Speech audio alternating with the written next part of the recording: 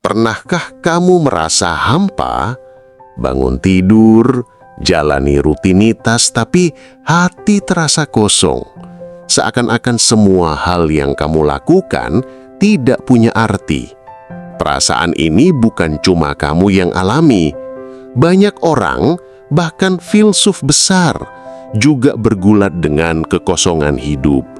Mari kita membahas bagaimana para filsuf, khususnya para eksistensialis seperti Albert Camus dan Jean-Paul Sartre, menjawab pertanyaan besar. Bagaimana kita menghadapi kekosongan hidup dan menemukan makna di dalamnya? Hidup itu absurd. Albert Camus.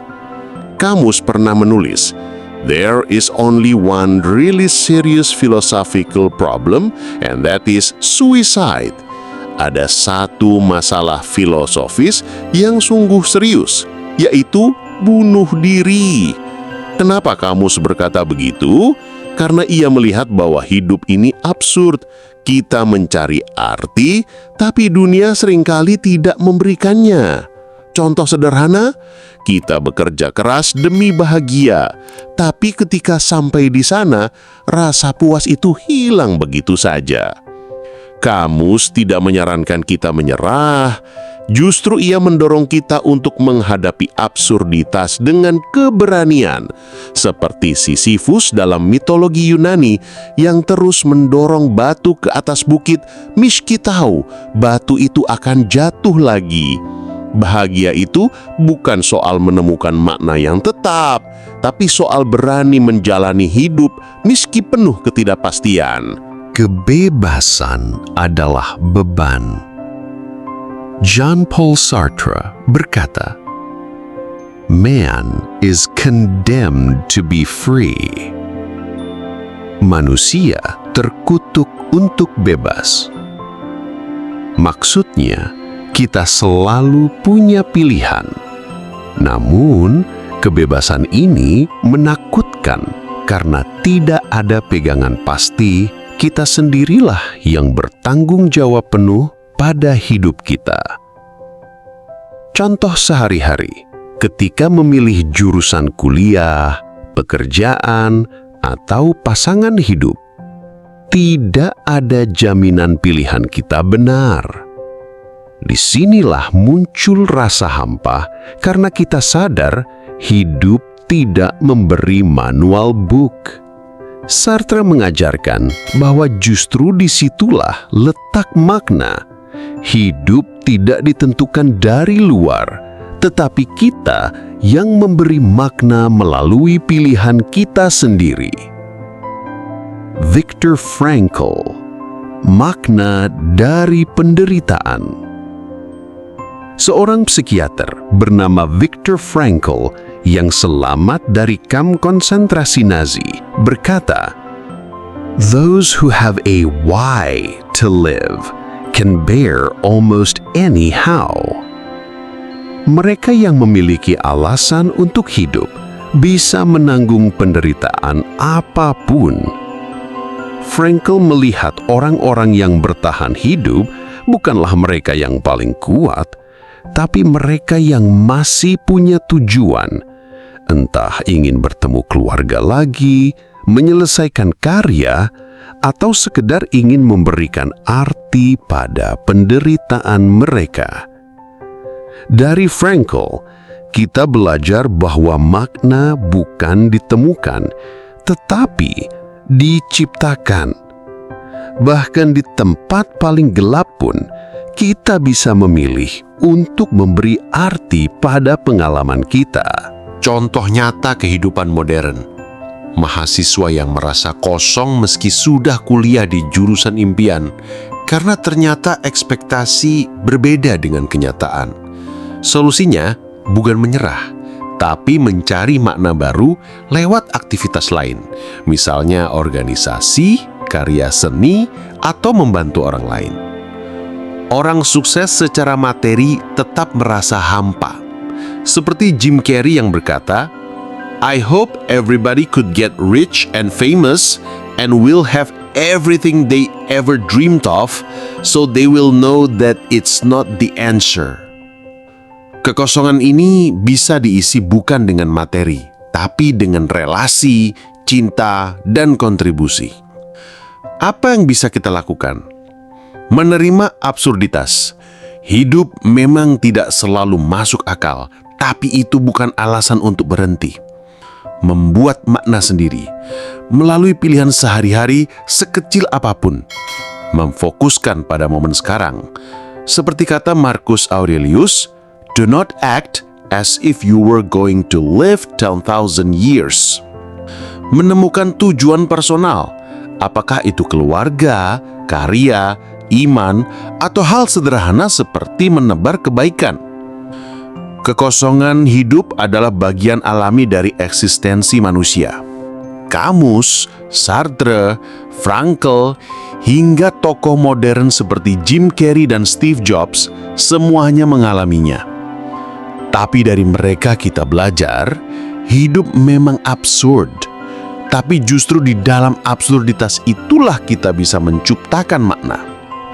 Kita tidak harus menemukan jawaban besar untuk seluruh hidup. Cukup temukan arti kecil setiap hari.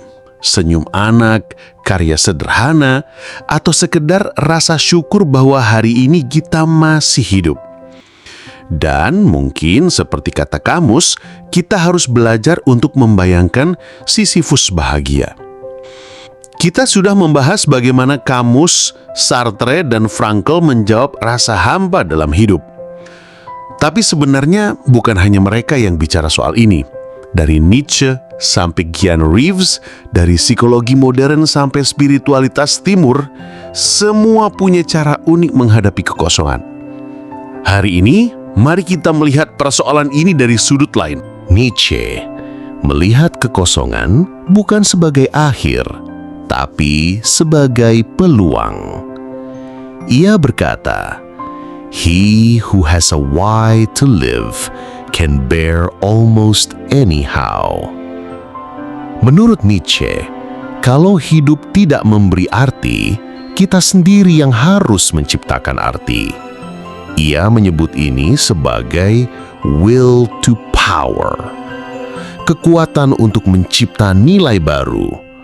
Contoh orang yang kehilangan pekerjaan bisa larut dalam hampa atau justru mencipta usaha baru sesuai jiwanya. Heidegger, kesadaran akan kematian. Heidegger mengajarkan konsep being towards death. Artinya, menyadari bahwa hidup kita terbatas justru membuat kita hidup lebih otentik.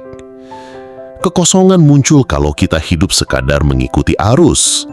Dengan mengingat kematian, kita bisa memilih hidup dengan sadar. Contoh orang yang pernah sakit parah, seringkali bangkit dengan semangat baru karena sadar hidup ini singkat. Psikologi modern. Logoterapi digunakan dalam terapi psikologi, membantu orang menemukan makna pribadi.